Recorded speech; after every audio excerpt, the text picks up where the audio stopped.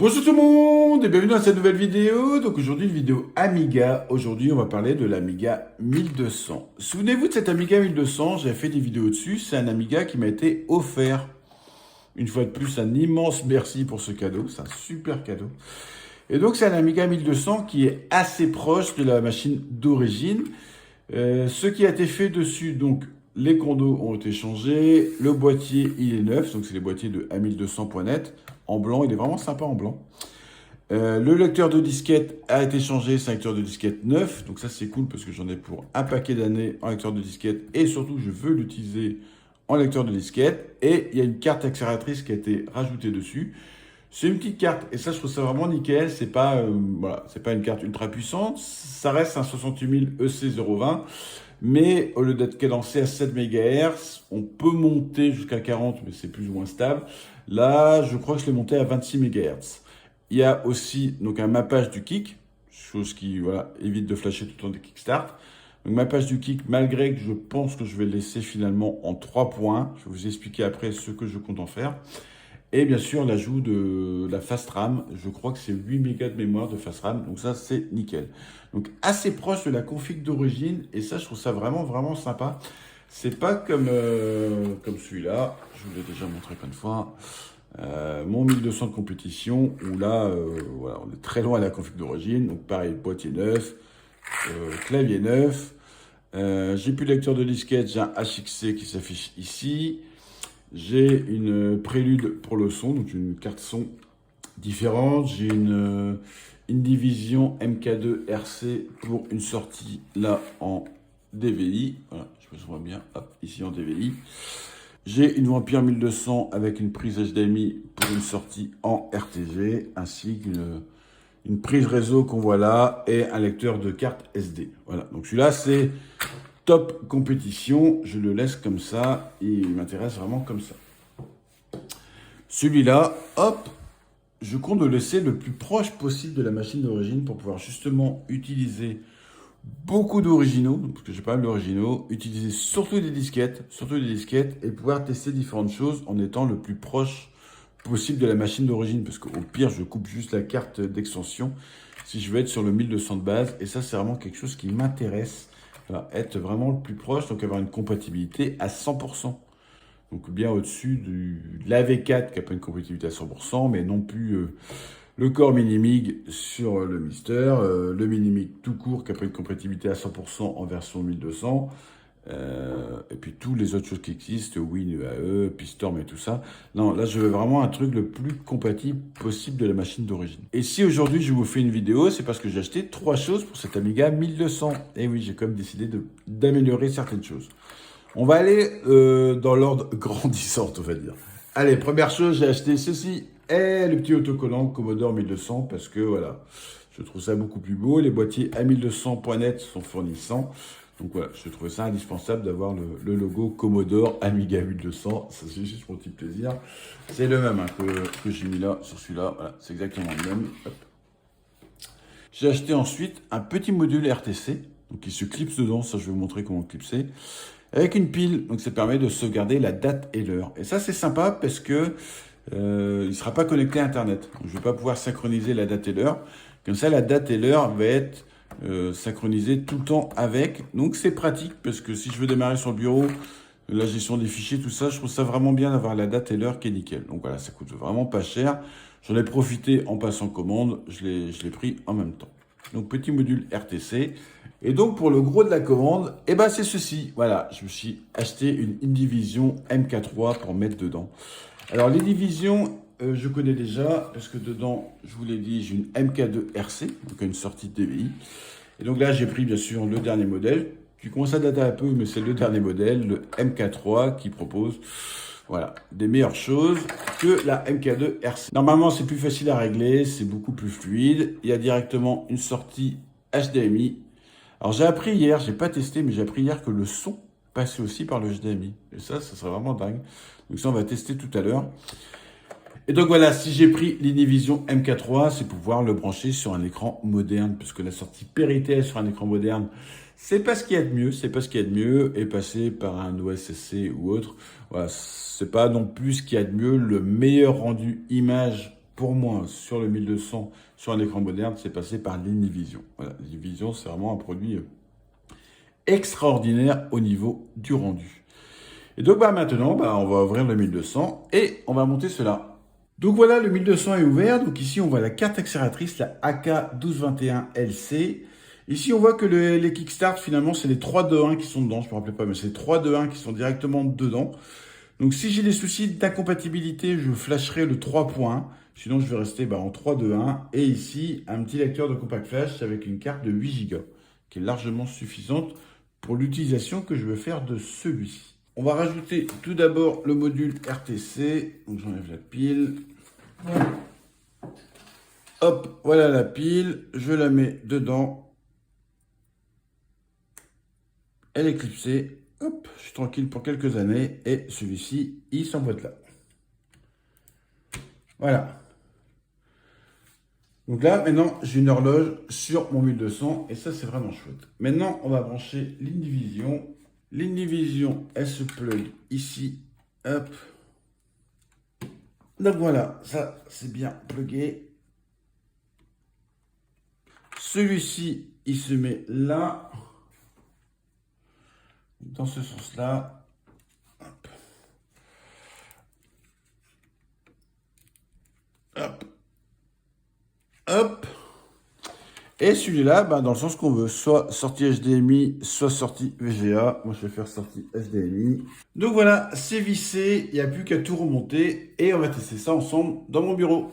Donc me voici dans mon bureau, le 1200 est maintenant branché. Ce sont pratiquement les réglages par défaut. J'ai juste rajouté les skyline et puis une modif. Mais ça, je vais vous montrer ça en vidéo. Mais je sais pas si vous vous rendez compte, mais c'est hyper propre. Mais hyper propre. C'est vraiment... franchement, c'est vraiment hyper propre. Je vais lancer après un jeu. On va voir ça. Là, je vais juste caler le téléphone et je vais vous montrer les réglages. Donc voilà, j'ai calé mon téléphone pour pouvoir aller plus loin dans les réglages. Donc ici, déjà, au niveau nouveauté, hop, il y a un petit menu qu'on peut faire apparaître avec un raccourci clavier. Et ça permet comme ça de régler l'image. Et ça, je trouve ça chouette. On peut vraiment régler l'image à l'endroit où on veut. Si par exemple, je veux que mon image soit comme ça par rapport à mon moniteur, hop, et ben mon image reste comme ça. Et ça, c'est vraiment, vraiment chouette. Donc, je vais remettre en mode hop. Ça permet vraiment d'avoir une image parfaitement centrée. Hop. Là, tac, voilà. Donc on peut vraiment se centrer par rapport à son moniteur. Et ça, je trouve ça vraiment sympa au niveau de nouveauté.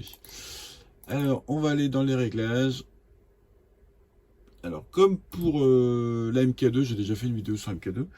Il y a plein de réglages par défaut. Il y a plein de réglages par défaut qui sont disponibles.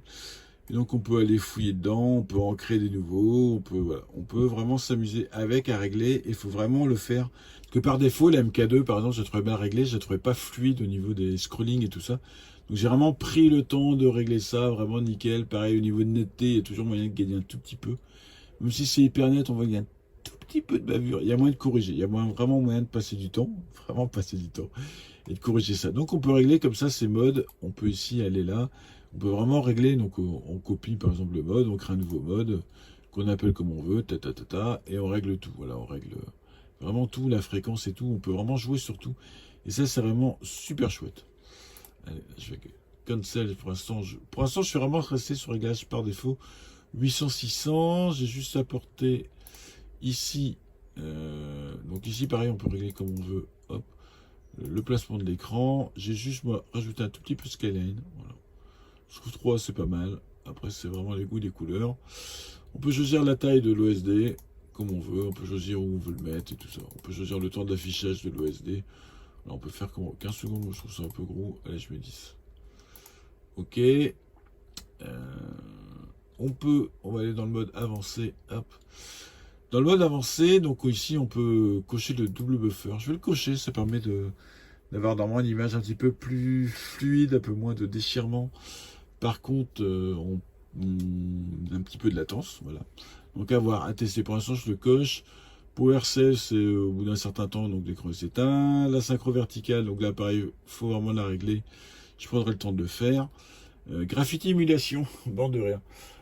Pour ceux qui n'ont pas connu, la Graffiti, c'était une carte graphique, enfin c'est comme une carte graphique qui est à peu près large comme ça, grande comme ça, qui se branchait derrière le 1200, une carte noire que j'avais. qui se branchait entre le 1200 et le câble vidéo, et ça permettait de rajouter différentes choses. Soi-disant une amélioration d'une check-it ou planard qui permettait d'avoir les jeux 3D, genre Doom, un peu plus fluides. J'ai jamais trouvé vraiment ça flagrant. Et puis, ouais, quelques améliorations au niveau graphique, couleur et tout ça, mais voilà. C'est une carte que j'avais achetée, et franchement, je pense quasiment jamais servi. Je trouvais pas ça terrible. Ici, on peut choisir la fréquence de la sortie audio. Donc, on peut choisir la fréquence de sortie audio ou ne pas avoir d'audio, d'avoir directement une sortie seulement de vie. Donc là, je mets en 44,1. On peut ignorer ou pas les filtres audio. Donc moi, je les ignore pas, surtout que j'ai branché le. Après avoir vu le petit composant que j'ai branché sur le CIA, là, je vous ai montré lors du montage, ça permet vraiment de gérer les filtres audio. Donc je les laisse. Le RTG Switch, alors ça, j'ai vraiment hâte de tester. C'est une nouveauté qui n'était pas sur la MK2. Je testerai avec la Vampire 1200. À première vue, si j'ai bien compris, ça permet de simplifier le switch entre la sortie donc AGA ECS, donc avec les divisions, et la sortie RTG. En gros, si on veut passer sur le RTG, en activant ça, il y a un soft qui permet de couper la sortie vidéo de l'Univision. Donc, le moniteur dit il n'y a plus de signal vidéo là, et bascule automatiquement sur la sortie RTG. Et quand on retourne sur l'AGA, ça réactive la sortie vidéo. Le moniteur dit tiens, il y a une nouvelle sortie, donc il rebascule automatiquement. Ça permet de ne pas switcher sur le moniteur entre les entrées vidéo. Voilà. À tester, j'ai pas encore testé. Ça j'ai pas testé à première vue, c'est vraiment du peaufinage. J'ai pas testé et je commence à lire la doc, faut vraiment que je fasse des tests pour vraiment me rendre compte. Donc après qu'on a fini, on sauvegarde, ça sauvegarde directement dans la carte. Truc qui est pas mal aussi à faire, c'est ici, donc on peut flasher la carte, on peut la mettre à jour et on peut créer une disquette de secours. Donc ça c'est vraiment indispensable, vous créez une disquette de secours. Le temps de peaufiner, comme ça, si vous n'avez plus d'image, vous rebootez directement sur la disquette. Ça va remettre votre config, la dernière config que vous avez sauvegardée, et ça permet de redémarrer sur l'Amiga.